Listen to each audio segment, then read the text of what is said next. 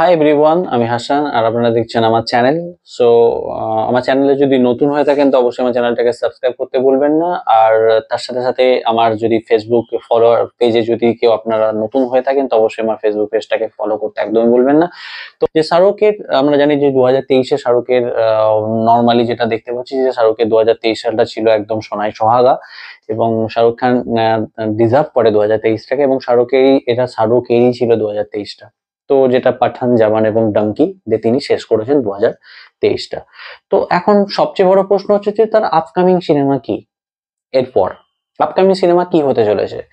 অনেক স্ক্রিপ্ট তিনি পড়ছেন এবং অনেক ডাইরেক্টরের সাথে বা অনেক রাইটারের সাথে তার কথা চলছে, এবং অনেক স্ক্রিপ্ট নিয়ে তার সাথে আলোচনা চলছে। আমরা জানি এগুলো গুঞ্জনগুলো অনেক জায়গা থেকে আমরা পাচ্ছি, বাট ফাইনালি তিনি কি চুজ করছেন এই বিষয় নিয়ে অনেক কিছুই চলছে বর্তমানে। আমি কিছুদিন আগে এই বিষয়টা শুনছিলাম যে শাহরুখ খান ধুম 4 করছেন।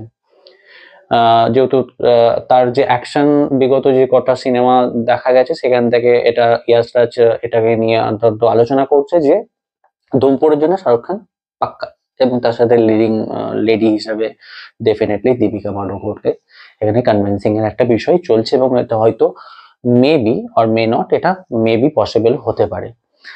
এর সাথে সাথে আমরা দেখতে পাচ্ছি সঞ্জয় লীলা বানসালির সাথেও তার একটা কোলাবোরেশনের একটা সম্ভাবনা রয়েছে, যেহেতু আমরা বিগত বহু বছর আগে, প্রায় 2 দশক আগে আমরা দেবদাস দেখেছি শাহরুখ খানের সাথে সঞ্জয় লীলা বানসালি।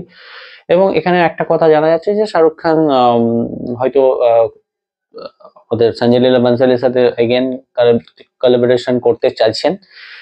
তার যে সিনেমা যেটা অনেকদিন আগেই শুরু করার কথা ছিল সালমান খানের সাথে, এবং তার সাথে নর্মালি আলিয়া ভাট তার সাথে লিডিং লেডি হিসেবে কাজ করছিলেন ইনশাআল্লাহ। কিন্তু এখানে দেখা যাচ্ছে যে সালমান খান সাথে তার একটু মতে অমিল হওয়ার বশত হয়তো সালমান খান এই সিনেমাটা ছেড়ে দিতে বাধ্য হচ্ছে, হয়তো সালমান খান এই সিনেমা করতে রাজি হচ্ছে না। তো এগেন এই স্ক্রিপ্টটা চলে যাচ্ছে শাহরুখ খানের কাছে এগেন।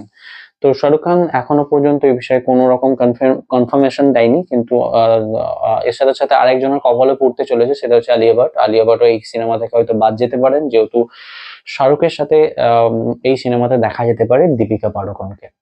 এবং এর সাথে সাথে অনেক সিনেমার কথাই শোনা যাচ্ছে যে পাঠানের সিকুয়েল আসতে চলেছে খুব তাড়াতাড়ি, এবং তার সাথে সাথে আরো কিছু নিউজ নেক্সট টাইম আমরা শুনতে পাবো, যে যেটুকু গুঞ্জন আসে বা যেটুকু গসিপের মধ্যে যেটুকু পড়ে সেটুকু থেকে খবর পাওয়া যায় যে ডেফিনেটলি জওয়ানের যে ডাইরেক্টর ইটলি কুমার তিনিও চাইছিলেন যে শাহরুখ খানকে নিয়ে জওয়ান 2 অথবা অন্য কোনো স্ক্রিপ্ট নিয়ে অন্তত ডিফারেন্ট টাইপের কোনো একটা জনার, অর্থাৎ প্রায় ডিফারেন্ট জনার বলবো না, অ্যাকশন জনারের উপরই তিনি বিজয় সেতুপতিকে নিয়ে শাহরুখ খানকে একসাথে নিয়ে একটা সিনেমা বানাবেন। এটা তার একটা যাকে বলে ড্রিম প্রজেক্ট।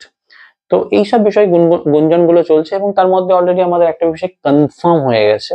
আহ, সব জায়গায় একটা জিনিস কনফার্ম হয়ে গেছে যে শাহরুখ খান রিসেন্টলি তার মেয়ের সাথে 2024-এ জানুয়ারির পরই হয়তো শুটিং শুরু করে দিতে পারেন। সেই সিনেমার টাইটেলও অলমোস্ট রেডি হয়ে গেছে, যেহেতু টাইটেলটা দ্য কিং এটা সিলেক্ট হয়ে গেছে। তো এই কিং টাইটেলের জন্য অনেক কিছু প্রবলেম হচ্ছিল, যেহেতু এই কিং টাইটেলটা সাজিদ নারেওয়ালা তার কাছে এই টাইটেলটা ছিল, তো তিনি শাহরুখ খান এর যে রাইটটাও পেয়ে গেছেন। তো ডেফিনেটলি তার নেক্সট সিনেমা হয়তো তার কাছে দ্য কিং হতে পারে।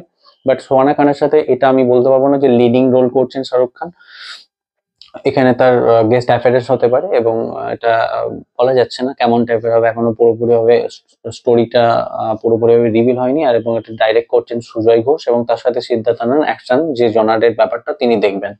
তো এই সমস্ত সমগ্র বিষয়গুলো বর্তমানে কিন্তু চলছে। তাছাড়া আদারওয়াইজ যেসব বিষয়গুলো বর্তমানে নিউজে চলছে সেগুলো কিন্তু একদম পুরোপুরি ভাবে গুজব ছাড়া কিচ্ছু না। বাট এইরকম টাইপের একটা সিচুয়েশনের মধ্যে চলছে, কিন্তু শাহরুখ খানের তরফ থেকে বা রেড এন্টারটেনমেন্ট তরফ থেকে বা কোনো প্রোডাকশন হাউস থেকে কোনো কিছু কনফার্মেশন নেই যে শাহরুখের নেক্সট সিনেমা কি হতে চলেছে।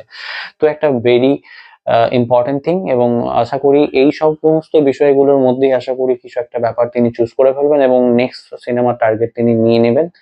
এবং এই বছরের অন্তত প্রায় মার্চ এপ্রিল নাগাদ হয়তো নেক্সট সিনেমার অ্যানাউন্সমেন্ট আমরা পেয়ে যাব, এবং এই বছরের লাস্ট মান্থ অর্থাৎ নাগাদ হয়তো তার 2024-এর শেষের দিকে অর্থাৎ ক্রিসমাসের দিকে হয়তো শাহরুখ খানের নেক্সট সিনেমা আমরা পেয়ে যাব।